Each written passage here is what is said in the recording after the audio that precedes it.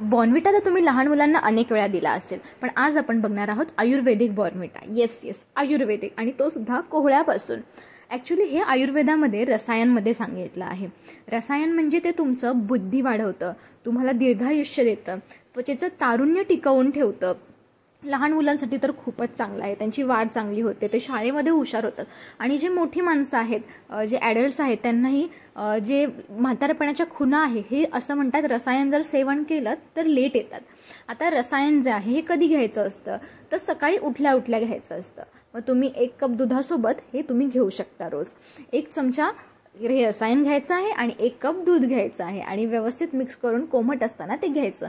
बरं, हे घेतल्यावरती हे पचेपर्यंत काहीच दुसरं घ्यायचं नाही. म्हणजे जेव्हा नंतर भूक लागेल 1-1.5 तासांनी, जेव्हा कडकडून भूक लागेल तेव्हाच पुढचा नाश्ता वगैरे करायचा. सकाळी उठून चहा घेण्यापेक्षा हे रसायन घेतलं तर कधीही उत्तम.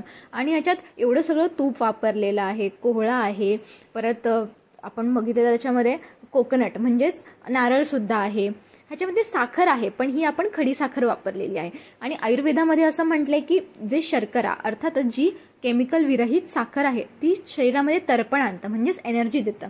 आणि आपल्याला माहितीच आहे की एनर्जी म्हणजेच आपल्याला ग्लुकोजची किती गरज असते. सो ही साखर आपल्याला हानी तर अजिबात करत नाही. सो सकाळी रसायन सेवन करा आणि बघा थोड्या दिवसात एकदम फ्रेश वाटायला लागेल. कुष्मांड रसायन तुम्हाला जवळच्या आयुर्वेदिक स्टोअरमध्ये मिळून जाईल.